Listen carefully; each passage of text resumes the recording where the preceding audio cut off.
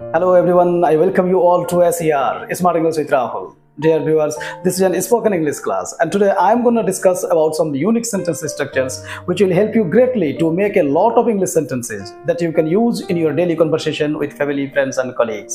Right, আমরা নিজেদের মধ্যে কথোপকথনকালীন অনেক সময় বলে থাকি পড়ার সময় হয়ে গেছে, খাওয়ার সময় হয়ে গেছে, বা অনেক সময় বলে থাকি এটা কি পড়ার সময়, এটা কি টিভি দেখার সময়, বা আমরা আবার এরকমও বাক্য বলে থাকি যে এতক্ষণ তোমরা বাড়ি পৌঁছে যেতে, এতক্ষণ সে ভাত রান্না করে নিত, এতক্ষণ তোমরা ইংরেজি শিখেই যেতে। তাহলে এই ধরনের বাক্যগুলিকে ইংরেজিতে বলার সময় আমরা কিভাবে বলবো বা কোন স্ট্রাকচার অনুসারে আমরা এই বাক্যগুলির ইংরেজি ট্রান্সলেশন করব, আজকের এই ক্লাসে আমরা এই সব কিছুই জানবো।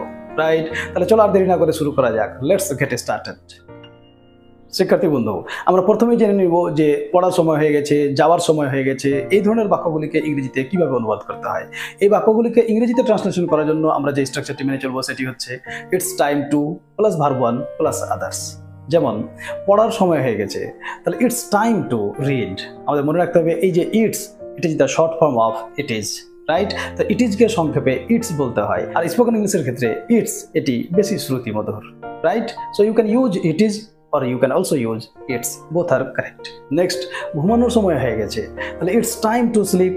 এবার যদি আমরা বলি এখন ঘুমানোর সময়, তাহলে it's time to sleep now। Clear? আচ্ছা, ভাত খাওয়ার সময় হয়ে গেছে, it's time to eat rice। বাড়ি যাওয়ার সময় হয়ে গেছে, it's time to go home। বা এখন বাড়ি যাওয়ার সময়, তাহলে it's time to go home now। Clear? আচ্ছা, আমরা এই বাক্যগুলিকে যদি এবার নেগেটিভ করি, অর্থাৎ নাবাচক করি, যেমন এটা টিভি দেখার সময় নয়, এটা ঘুমানোর সময় নয়, এটা খেলার সময় নয়, তাহলে এই বাক্যগুলিকে যদি আমরা ইংরেজিতে অনুবাদ করি, তখন আমাদের যে স্ট্রাকচারটি মেনে চলতে হবে সেটি হচ্ছে it's not time to plus verb one plus others. যেমন এটা খেলার সময় নয়, it's not time to play. এটা ঘুমানোর সময় নয়, it's not time to sleep. এটা ভাত খাওয়ার সময় নয়, it's not time to eat rice. এটা বাড়ি যাওয়ার সময় নয়, it's not time to go home. বা আমরা যদি বলি এখন বাড়ি যাওয়ার সময় নয়, তাহলে it's not time to go home now. বোঝা গেল? আচ্ছা, আমরা যদি আবার এই বাক্যগুলিকে প্রশ্নমূলক করি, অর্থাৎ এটা কি খেলার সময়, এটা কি টিভি দেখার সময়, তাহলে ওই ক্ষেত্রে কি করব? ইউ আর ইন্টেলিজেন্ট এনাফ, তোমরা জানো যে প্রশ্নের উত্তর হ্যাঁ বা নাতে দেওয়া যায়। এই ধরনের প্রশ্ন তৈরি করার জন্য ইংরেজিতে সাবজেক্টের আগে হেল্পিং ভার্ব ব্যবহার করতে হয়। রাইট, তাহলে আমরা এই ক্ষেত্রে কি স্ট্রাকচার মেনে চলবো? Is it time to plus verb one plus others. যেমন এটা কি টিভি দেখার সময়, is it time to watch TV. লক্ষ্য করো, এখানে ওয়াচ মানে দেখা। রাইট, দেখা এমন একটি শব্দ যার ইংরেজিতে প্রায় হাফ ডজনেরও বেশি শব্দ আছে। সি মানে দেখা, ওয়াচ মানে দেখা, লুক মানে দেখা, পিপ মানে দেখা, অবজার্ভ মানে দেখা, স্টেয়ার মানে দেখা, গেজ মানে দেখা, ইত্যাদি ইত্যাদি। রাইট, কিন্তু এদের ব্যবহারের ক্ষেত্র আলাদা আলাদা। আমাদের মনে রাখতে হবে চলমান কোনো কিছু দেখার ক্ষেত্রে ওয়াচ ব্যবহার করতে হয়। টিভি দেখা, মোবাইল দেখা, মাঠে বসে খেলা দেখা, এক্ষেত্রে ওয়াচ শব্দটি ব্যবহার করতে হয়।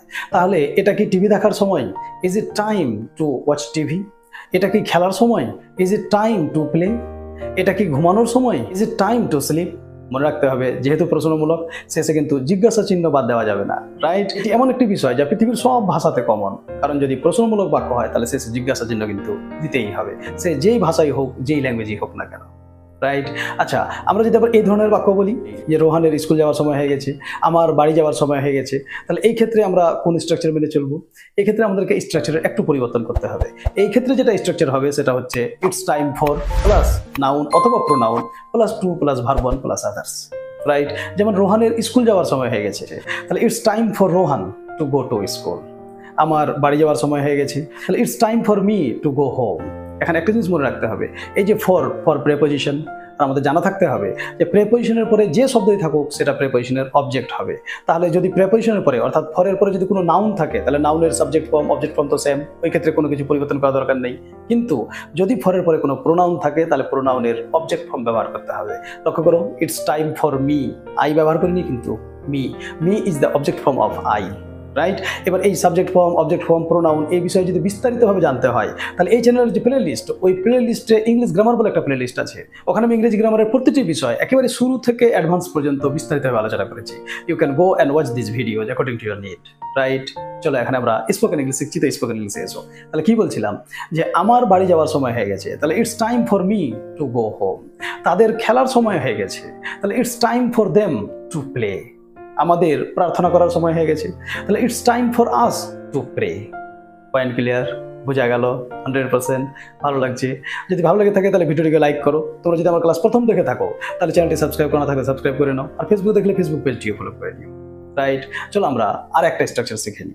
এবার আমরা অনেক সময় বলে থাকি, এতক্ষণ আমরা বাড়ি পৌঁছে যেতাম, এতক্ষণ তোমরা কাজটি করেই নিতে, এতক্ষণ তুমি ইংরেজি শিখেই যেতে। তাহলে এই ধরনের বাক্যকে যদি আমরা ইংরেজিতে অনুবাদ করি, তাহলে আমাদের আরেকটা স্ট্রাকচার মনে রাখতে হবে। It's time plus subject plus verb two plus others. যেমন এতক্ষণ আমরা বাড়ি পৌঁছে যেতাম, তাহলে it's time we went home. বোঝা গেল? এতক্ষণ তোমরা ইংরেজি শিখে যেতে, তাহলে it's time you learn English. এতক্ষণ তোমরা কাজটি করেই নিতে, it's time you did the work. এতক্ষণ সে ভাত রান্না করেই নিত, তাহলে it's time she cooked rice. So dear viewers, these are some unique sentence structures. You can make a lot of sentences with these structures and use them in your daily conversation with family, friends and colleagues. Right? এই স্ট্রাকচারগুলিকে একটু মনে রাখার চেষ্টা করতে হবে এবং প্রয়োজন অনুসারে এই স্ট্রাকচারগুলিকে ব্যবহার করে যত খুশি বাক্য তৈরি করে সেগুলিকে দৈনন্দিন জীবনে ব্যবহার করতে হবে। Right?